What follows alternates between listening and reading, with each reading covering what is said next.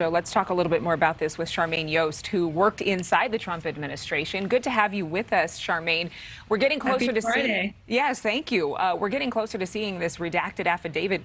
There's been a lot of talk about how little we might learn from it. Who do you think is needing to be protected from the release of information? Listen, Adrienne, that sound, that clicking sound that you hear all across Washington, D.C. is everyone hitting the refresh button all morning, waiting to see what's in this. And the bottom line is that, yes, I think it's good that we're going to have redactions because you do want to protect the process and to protect people who have been involved.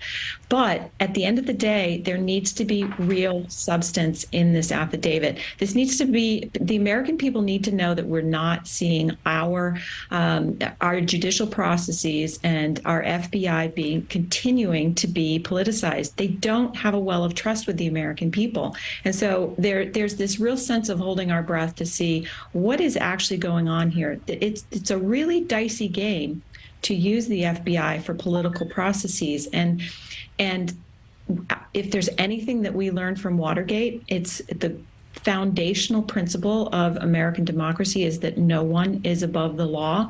And so we want to wait and see what they were moving on, but they do need to prove their case. The affidavit details the government's justification for this search warrant. But do you think there's something to hide?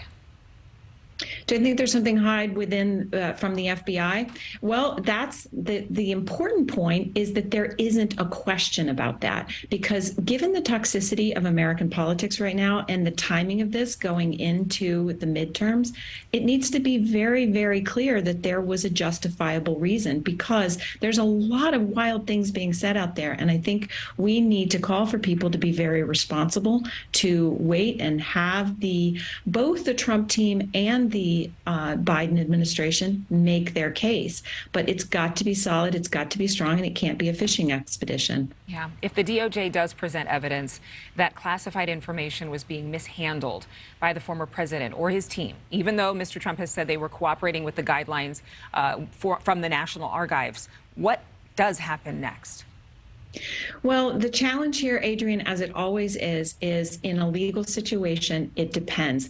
When you're talking about national security and the president of the United States, who does have the power to declassify things, there's a real scale involved here. And that's why you're hearing more and more conversation out there about the level of classification. That kind of thing makes a real difference. And that's why this is a legal situation and why the Trump team, from all indications, is starting to take this very, very seriously from a legal perspective. We have to be consistent. It is important to protect our national security interests. And so what we want to see going forward is the FBI and the Biden administration making a very clear case for why this is important. What do you think this investigation means for the former president, particularly in consideration of his at least floating, speaking about a potential 2024 run?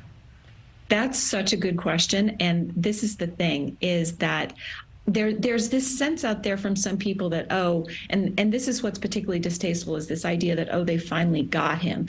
People don't like to see that. And so this other sense on the other side of the fact that perhaps the FBI is being politicized in this instance is actually a real political gift for the former president going into the midterms, going into turning the corner into January, and the next presidential election will start to solidify. There will be announcements made. There's some speculation that President Trump himself will be making an announcement about running sooner rather than later.